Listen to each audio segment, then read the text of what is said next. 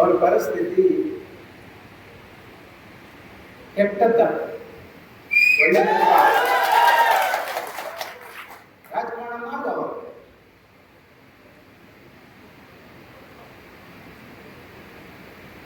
ಕರಾವಳಿ ಉತ್ಸವದಲ್ಲಿ DK ಶಿವಕುಮಾರ್ ಅವರು ಬಂದರು, ಉಪಮುಖ್ಯಮಂತ್ರಿಗಳು. 1 ಅವರ್ ಪಂಪ್ ಸ್ಟೋರೇಜ್ ವಿಷಯ ಒಂದು ಮಾತು ಆಡಲಿಲ್ಲ. ಇಂಥ ದಗಲ್ಬಾಜಿ ರಾಜಕಾರಣ ಮಾಡೋದ್ರಿಂದ ಯೋಗ್ಯತೆ ಇರಬೇಕು. ಇವರೆಲ್ಲ ಫೇಕ್ ಐಡಿಯಾ ಮಾಡಿಕೊಂಡು ಯಾರ್ದೋ ಹೆಂಡತಿ ಯಾರ್ದೋ ಮಕ್ಕಳದು ಹೆಜ್ಜಾವತ್ತು ಮಾಡೋದು ಬಿಟ್ರೆ, ರಾಜಕಾರಣ ಮಾಡೋದಕ್ಕೋಸ್ಕರ ಸುಳ್ಳು ಹೇಳೋದು ಬಿಟ್ರೆ, ಎಲ್ಲೋ ಆರೋಗ್ಯಕ್ಕೂ ಬಂದಿದ್ದಾರೆ. ಈಗ ಯಾವುದೇ ಕಾರಣಕ್ಕೆ ಆಹಾರ ಸಿಗೋದಿಲ್ಲ. ಇಲ್ಲಿ ಸ್ವಲ್ಪ ಯೋಚನೆ ಮಾಡಿ ಮಾತಾಡಿ. ಅದ್ಭುತವಾದಂತ ವೇದಿಕೆ. ಏನ್ ಮಾತಾಡಿದ್ರು ನನಗೆ ಉತ್ತರ ಕೊಡಲಿಕ್ಕೆ ಗೊತ್ತಿದೆ. ಮಾತಾಡೋದಿದ್ರೆ ಮಾತಾಡಬಹುದು, ನಾನು ಮಾತಾಡಲಿಕ್ಕೆ ರೆಡಿ. ಸರಾವತಿ ಹೋರಾಟ ಸಮಿತಿಯನ್ನ ರಚನೆ ಮಾಡಬಹುದು. ಅದ್ಭುತವಾಗಿ ಯಾವ ರೂಪದಲ್ಲಿ ಹೋಗಬೇಕು ಆ ರೂಪದಲ್ಲಿ ಹೋಗಲಿಕ್ಕೆ ಅವಶ್ಯಕತೆಗೆ ಅನುಗುಣವಾಗಿ ನಡ್ಕೊಳ್ತೇವೆ. ನಿಮಗೆ ಅಭಿನಂದಿಸ್ತೇನೆ.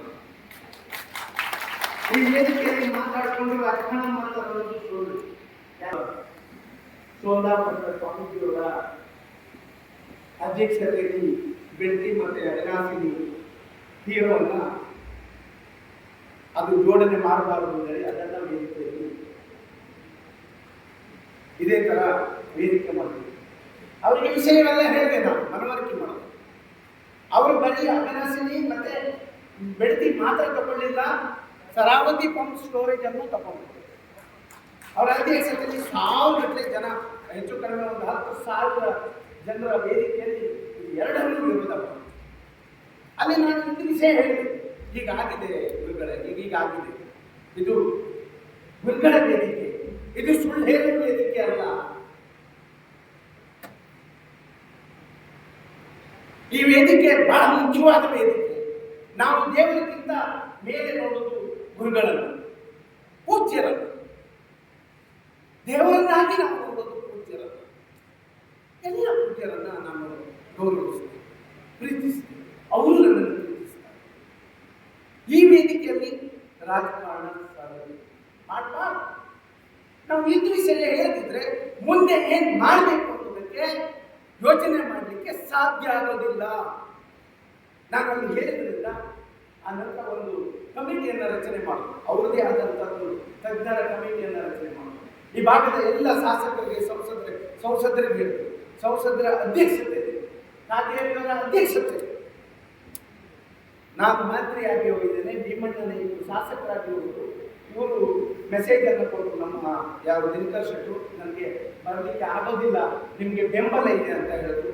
ಸತೀಶ್ ಶೈಲು ಬೆಂಬಲ ಇದೆ ಅಂತ ಹೇಳಿದ್ರು. ಸತೀಶ್ ಶೈಲು ಎಲ್ಲರೂ ಸೇರಿಕೊಂಡು RV ದೇಶಪಾಂಡೆ ಅವರು ನಿಮಗೆ ಬೆಂಬಲ ನಮಗಿದೆ ಅಂತ ಹೇಳಿದ್ರು.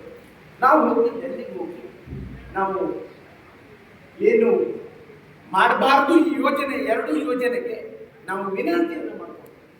ಬೇಡ, ಈ ಯೋಜನೆ ಆಗಬಾರ್ದು, ನಾವು ಈ ಜಿಲ್ಲೆಯವರು ತ್ಯಾಗ ಮಾಡೋದಂತು, ನೇಮಿ ಇರ್ಬೋದು, ಕೈಗಾ ಇರ್ಬೋದು. ಮತ್ತೆ ಈಗ 15 8 ಆಗ್ತಾ ಇದೆ. 20,000 ಕೋಟಿ ರೂಪಾಯಿ ಪ್ರಾಜೆಕ್ಟ್ ಸೆಂಟ್ರಲ್ ಗೌರ್ಮೆಂಟ್, ಯಾವ ಗೌರ್ಮೆಂಟೇ ಇದೆ, ನಮ್ಮ ಜಿಲ್ಲೆಯಲ್ಲಿ ಆಗ್ತಾ ಇದೆ.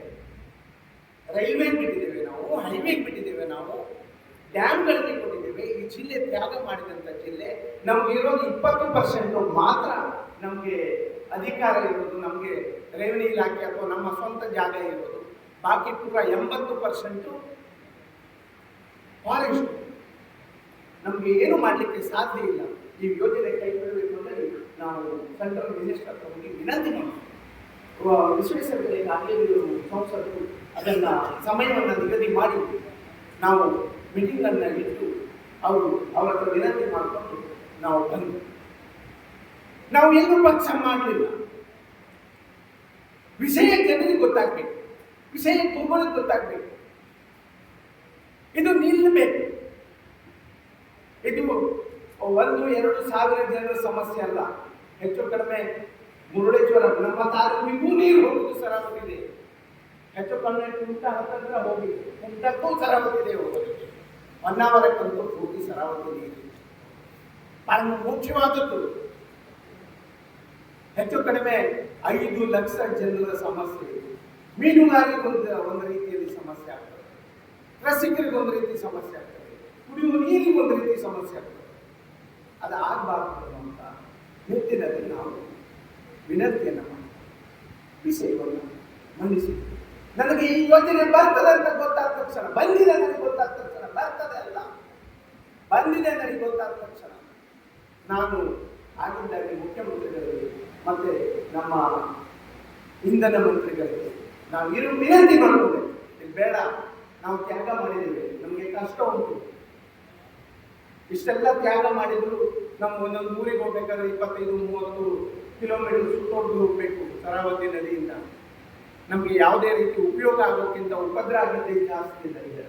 ಆಗ ಅವರು ಹೇಳಿದ್ರು, ಈ ಯೋಜನೆ ಬೊಮ್ಮಾಯಿ ಸರ್ಕಾರ ಇರುವಾಗ, ಮುಖ್ಯಮಂತ್ರಿಗಳು ಇರುವಾಗ, ನಮ್ಮ ಜಿಲ್ಲೆಯಲ್ಲಿ 6 ಜನ ಶಾಸಕರ ಸಮ್ಮುಖದಲ್ಲಿ ಇದು ವಿಧಾನಸಭೆಯ ಒಳಗೆ ಇದು ಘೋಷಣೆ ಆದಂತ ಇದಾಗಿರ್ಬೋದು, ಬೆಳತಿ ಆಗಿರ್ಬೋದು, ಕೇಣಿ ಆಗಿರ್ಬೋದು, ಅದು ಮತ್ತೊಂದಿದೆ, ಈಗ ಮತ್ತೆ ನೆಕ್ಸ್ಟ್ ಆಗ್ತಿದೆ, 2 ಮುಗಿಸಿದ್ದಾರೆ. ಕೇಣಿ ಇರ್ಬೋದು ಅಥವಾ ಇಲ್ಲೇ ಪಕ್ಕದಲ್ಲಿ ಹೊನ್ನಾವರ ಇರ್ಬೋದು,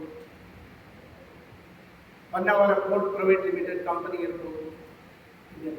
ಇದು 22-23ನೇ ಸಾಲಿನಲ್ಲಿ 4/3/2025ಕ್ಕೆ ಇದು ಬಜೆಟ್ ಅಲ್ಲಿ ಘೋಷಣೆ ಆದಂಥದ್ದು. ಇದು ಸುಮ್ಮನೆ ಏನೋ ಬಂದು ಮಾಡಿದಂಥದ್ದಲ್ಲ. ಬಜೆಟ್ ಬುಕ್ಕಲ್ಲಿ ಬೊಮ್ಮಾಯಿಯವರು ಘೋಷಣೆ ಮಾಡಿದ್ದು, ವಿಡಿಯೋ ಬೇಕಾದ್ರು ಘೋಷಣೆ ಆದ ತಕ್ಷಣ ಆ ದಿವಸ ಮಾತಾಡ್ಲಿಕ್ಕೆ ಅವಕಾಶ ಇಲ್ಲ ಯಾರಿಗೆ. ಅದರ ನಂತರ 15ರಿಂದ 20 ದಿವಸ ಈ ಯೋಜನೆ ವಿರುದ್ಧ ಅಥವಾ ಈ ಯೋಜನೆ ಬೇಡ ಅಂದೇಳಿ ಮಾತಾಡ್ಲಿಕ್ಕೆ ಅವಕಾಶ ಇತ್ತು. ಯಾರು ತುಟಿ ಬಿಟ್ಟಿದ್ದಾರೆ. 6 ಜನ ಶಾಸಕರು ನಮ್ಮ ಜಿಲ್ಲೆಯವರು ಒಬ್ಬರೇ ತುಟಿ ಬಿಟ್ಟಿದ್ದಾರೆ. ಏನು ನಾವು ಬಂದ ಮೇಲೆ ಅದನ್ನ ಮುಂದುವರಿಸಿಕೊಂಡು ಹೋಗಿದ್ದೇವೆ. ನಾವು ಅದಕ್ಕೆ ನಾನು ವಿರೋಧ ಮಾಡಿದ್ದೇನೆ, ಅಧಿಕೃತವಾಗಿ ವಿರೋಧ ಮಾಡಿದ್ದೇನೆ. ನಾನು ಈಗ ವಿಧಾನಸೌಧದಲ್ಲಿ ಮಾತಾಡೋದಲ್ಲ, ಅವ ಮಾತಾಡ್ತೀನಿ, ಅವ ಕೈ ಬಿಡು, ಆಗ್ತಿತ್ತು ಕೈ ಬಿಡು, ಈಗ ಮಾತಾಡು. ಅವ್ರಿಗೆ ಗೊತ್ತಿಲ್ಲ ನನಗೆ ಗೊತ್ತಿಲ್ಲ, ಈಗ ಮಾತಾಡಿದ್ದಾರೆ, ನಮ್ಮ ಪರವಾಗಿ ಮಾತಾಡಿದ್ದಾರೆ. ಈ ಶರಾವತಿ ಪಂಪ್ ಸ್ಟೋರೇಜ್ ವಿರುದ್ಧ ಮಾತಾಡಿದ್ದಾರೆ. ಅವ್ರ ಬಗ್ಗೆ ಏನು ಹೇಳಲಿಕ್ಕೆ ಹೋಗೋದಿಲ್ಲ. ಆದರೆ ವಿಷಯ ತಿಳ್ಕೊಳ್ತಿದ್ದೇವೆ, ಸಾಮಾನ್ಯ ಜನರಿದ್ದೇವೆ. ಕೆಲವರು ಅಲ್ಲಿ ಇಲ್ಲಿ ಏನು ಇವತ್ತೊಂದು ನಾಳೆ ಮತ್ತೊಂದು ಏನೇನೋ ಹೇಳ್ಕೊಂಡು ಮಾಡ್ಕೊಂಡು ಇದರಲ್ಲಿ ಅವ್ರ ಲೆಕ್ಕಕ್ಕೂ ಬರೋದಿಲ್ಲ. ಬಂದಿದ್ದು ಇಲ್ಲ ಅಂದ್ರೆ ಗೊತ್ತಿದೆ, ಹೆಚ್ಚು ಕಡಿಮೆ 5 ಲಕ್ಷ ಜನ ಇರುವಂತ ವಿರೋಧವಿರುವಂತ ಪ್ರಾಜೆಕ್ಟ್ಗೆ ಬಂದಿದ್ದು ಪಾದಯಾತ್ರೆಯಲ್ಲಿ 25-30 ಜನ ಮಾಸ್ಟರ್ 20-30 ಜನ. ನಿಮ್ಮ ಕಾರ್ಡ್ ಚಳುವಳಿ ಅದು ಸ್ವಾತಂತ್ರ್ಯದಲ್ಲಿ ಇತ್ತು, ಈಗ ಎಲ್ಲ ಯಾವ ರೀತಿ ಆಗಿದೆ ಅಂದರೆ ಎಲ್ಲರಿಗೂ ಗೊತ್ತಿದೆ. ಮಾಸ್ತಪ್ಪನೇಕರೆ ರಾಜಕಾರಣ ಮಾಡಿ, ಯೋಗ್ಯತೆ ಮಾಡಿ, ಸಮರ್ಥರಾಗಿ ಮಾಡಿ, ಯೋಗ್ಯತೆ ಬೇರೆಯವರಿಗೆ ಗೊತ್ತಾಗೋದು ಮಾಡ್ಕೊಳ್ಬೇಡಿ. ಒಳ್ಳೇದಲ್ಲ. ಎಷ್ಟು ಜನ ಇದ್ದಾರೆ, ಎಲ್ಲ ಅಧಿಕಾರವನ್ನ ಅನುಭವಿಸಿದವರು ಎಲ್ಲರೂ ಇದ್ದಾರೆ, ಮಂತ್ರಿಗಳಿದ್ದಾರೆ, ಎಲ್ಲರೂ ಇದ್ದಾರೆ. ಈ ಪಂಪ್ ಸ್ಟೋರೇಜ್ಗೆ ಆವತ್ತಿನಿಂದ ವಿರೋಧ ಮಾಡ್ಕೊಂತ ಬಂತು. ನಾವು ಯಾವಾಗಲೂ ಆರಣ್ಯಕ್ಕೆ ಮಗ ಅಂತ ಹೇಳಿ ಅವರು ಹೆಸರು ನಾವು ಯೋಚನೆ ಮಾಡ್ತೀವಿ. ವಿಕ್ರಮ್ ನೈಕ್ ಆವತ್ತಿನಿಂದ ಒಂದಿನ ಹೇಳಿದೆ ನಾನು, ಪಂಪ್ ಸ್ಟೋರೇಜ್ ನೀರು ತಗೊಂಡು ಹೋಗೋದಲ್ಲ, ಇದು ದೊಡ್ಡ ಮುಂದಿನ ದಿನದಲ್ಲಿ ದೊಡ್ಡ ಅನಾಹುತ ಆಗುವಂಥದ್ದು ಅಂದ್ರೆ ನಾವಿಬ್ಬರು ಚರ್ಚೆ ಮಾಡ್ತೀವಿ. ಅವರು ಯಾವ ದಿನ ಬಜೆಟಲ್ಲಿ ಬಂದಿದೆ ಮಾರುದಿನದಿಂದಲೇ ಶುರು ಮಾಡಿದ್ರು. ಅವ್ರಿಗೆ ಒಂದು ಸಂಘ ಕಟ್ಕೊಂಡು, ನಮ್ಮ ಗೌಂಡ್ರು ಇವರೆಲ್ಲ ಸೇರ್ಕೊಂಡು ಒಂದು ಸಂಘ ಕಟ್ಕೊಂಡು ಹೋರಾಟಕ್ಕೆ ಇಳಿದ್ರು. ಆವತ್ತಿನಿಂದಲೂ ಅವರು ಒಬ್ಬರೇ, ಅದು ಬಿಟ್ಟು ಒಬ್ಬರೇ ಒಬ್ಬರು ಇಲ್ಲ. ಇನ್ನೂ 2-4 ವರ್ಷ ಆದ ಎಲೆಕ್ಷನ್ಗೆ ರಾಜಕಾರಣ ಮಾಡುವ, ನಾನು ರೆಡಿ ಇದ್ದೀನಿ. ಇನ್ನೂ ಸ್ವಲ್ಪ ರೆಡಿ ಆಗಿ ಮಸ್ತ್ ಸ್ನೇಹಿತರೆ, ನಾವು ಇದ್ದೇವೆ ನಿಮ್ಮ ಜೊತೆ. ಯಾವುದೋ ಫೇಸ್ಬುಕ್ ವಾಟ್ಸಪ್ ಫೇಕ್ ಅಕೌಂಟ್ ಯಾರ್ಯಾರಿಗೂ ಮಾಡಿಕೊಟ್ಕೊಂಡು ಯಾರ್ಯಾರ್ದೋ ವಿಷಯ ಹರಿಬಿಡೋದು ಬಿಡಿ. ಅಧಿಕೃತವಾಗಿ ಸಿಕ್ಕಿದ್ದಾರೆ ನಮ್ಮ ಹತ್ರ, ಬೇಕಾದ್ರೆ ನಾಳೆ ಬಿಡುಗಡೆ ಮಾಡ್ತೀವಿ. ಯಾರ್ದೋ ವಿಷಯ ಯಾರ್ದೋ ಇದು ವಾಟ್ಸಪ್ ಫೇಸ್ಬುಕ್ ಅಲ್ಲಿ ಬಂದ್ರು ಅಂದ ತಕ್ಷಣ ನೀವು ದೊಡ್ಡ ಜನ ಆಗೋದಿಲ್ಲ. ನಿಮ್ ಯೋಗ್ಯತೆ ಏನು ಅನ್ನೋದಕ್ಕೆ ಗೊತ್ತಾಗ್ತದೆ. ಅದು ಬಿಟ್ಟು ಬೇರೆ ಏನೂ ಆಗೋದಿಲ್ಲ. ಏನು ಬೊಮ್ಮಾಯಿ ಸರ್ಕಾರ ಇರುವಾಗ ಏನು ಅಸ್ತಿತ್ವಕ್ಕೆ ಬಂದಿದ್ದನ್ನ ಈಗ ಸಾಲ್ತಿದೆ. ಇದು ನಾಗೇಂದ್ರರು ಆಗ ಸ್ಪೀಕರ್, ಈ ರಾಜ್ಯದ ಅತಿ ಉನ್ನತ ಹುದ್ದೆ ಅಂದ್ರೆ ಸಭಾಧ್ಯಕ್ಷರು. ಮತ್ತೆ ಎಲ್ಲರೂ ಶಾಸಕರು ಹೀಗಿದ್ದವರು ಇದ್ದಾರೆ, ಕೆಲವರು ಇಲ್ಲ. ಅಲ್ಲಿ ಚರ್ಚೆ ಆಗದೆ ಇದರಿಂದ ಇವತ್ತು ಪರಿಸ್ಥಿತಿ ಆಯಿತು. 3 ವರ್ಷ ಬಿಟ್ಟರಿಂದ ನಾವು ಹೋರಾಟಕ್ಕೆ ಇರುವಂಥದ್ದು. ಗುರುಗಳೇ, ನಿಮ್ಮಲ್ಲಿ ನಿಮ್ಮ ಎದುರುಗಡೆ ನಾವು ಮಾತಾಡೋದು, ನಿಮ್ಮ ಎದುರುಗಡೆ ನಿಮ್ಮ ಅಧ್ಯಕ್ಷತೆಯಲ್ಲಿ ನಿಮ್ಮ ಮಾರ್ಗದರ್ಶನದಲ್ಲಿ ನಾವು ಇವತ್ತು ಈ ಹೋರಾಟಕ್ಕೆ ಅಥವಾ ಈ ಕಾಂಗ್ರೆಸ್ಗೆ ವಿರೋಧ ಮಾಡ್ತೀನಿ. ನಾನು ಸುಳ್ಳು ಹೇಳೋದು, ನಾನೇನು ಹೇಳ್ತೀನಿ ಅದೇ ಮಾಡ್ತೀನಿ. ನಾನು ಹಾರ ಹುಟ್ಟ ಬಂದವನಲ್ಲ, ನನ್ನ ದೇವರು ಕೊಟ್ಟಿದ್ದು ಗುರುಗಳ ಆಶೀರ್ವಾದ,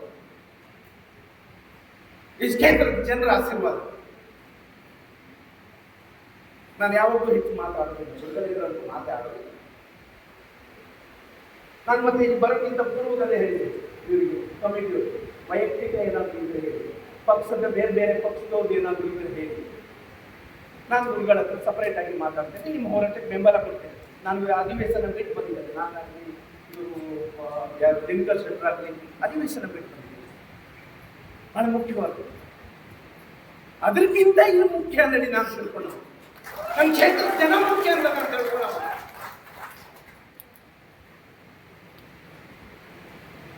ಹಾಗಾಗಿ ಈ ಕ್ಷೇತ್ರದ ಜನರಲ್ಲಿ ವಿನಂತಿ ಮಾಡ್ಕೊಳ್ತೇನೆ, ಯಾವುದೇ ಕಾರಣ ಬೇಕಾದ್ರೆ ಇದು ಯಾರು ಬೇಕಾದರೂ ನೋಡ್ಬೋದು. ಪುಟ ಸಂಖ್ಯೆ 4/3/2022 ಬಜೆಟ್ ಬುಕ್ ಆನ್ಲೈನ್ ಆನ್ ಮಾಡಿದ್ರು ಗೊತ್ತಾಗ್ತದೆ. 61ನೇ ಪುಟ 229ನೇ ಕಲಂ. ಒಂದು ವಿಧಾನಸೌಧದಲ್ಲಿ ಒಂದು ಬಜೆಟ್ ಆಗಲಿ ಅಥವಾ ಯಾವುದೇ ಸಬ್ಜೆಕ್ಟ್ ಚರ್ಚೆ ಆಗಲಿ ನಿರ್ಣಯ ಆಗಿಕೊಂಡ್ರೆ ಅದು ಕಾನೂನು, ಈ ರಾಜ್ಯದ ಕಾನೂನು, ಈ ದೇಶದ ಕಾನೂನು. ಆದರೂ ನಾವು ಈ ಯೋಜನೆಗೆ ವಿರೋಧ ಮಾಡ್ತೀವಿ. ಯಾವುದೇ ಏನು ಭಯ ಇಲ್ಲ, ಯಾರಿಗೂ ಭಯ ಇಲ್ಲ.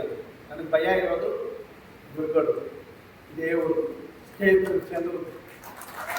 ಅದು ಮತ್ತು ಯಾರು ಈ ವಾಟ್ಸಪ್ ಫೇಸ್ಬುಕ್ ಇದೆಲ್ಲ ನೋಡಿ ಬಂದವನು. ಏನೇನು ಹಾಕೋದ್ರು, ಬೇಕಾಗಿ ಮಾಡ್ಕೊಂಡು ಏನು ಮಾಡಿದ್ರು, ಏನು ಹಾಕೋದ್ರು, ಯಾರು ಒಳ್ಳೇದಾಗೋದು ಸಾಧ್ಯವೇ ಇಲ್ಲ. ಅದೇ ಅವರವರ ಹಣೆ ಬರಕ್ಕೆ ಅವರವ್ರ ಯೋಗ್ಯತೆ ಅವರು ಮಾಡ್ತಾರೆ. ಹಾಗಾಗಿ ಈಗ ಮತ್ತೆ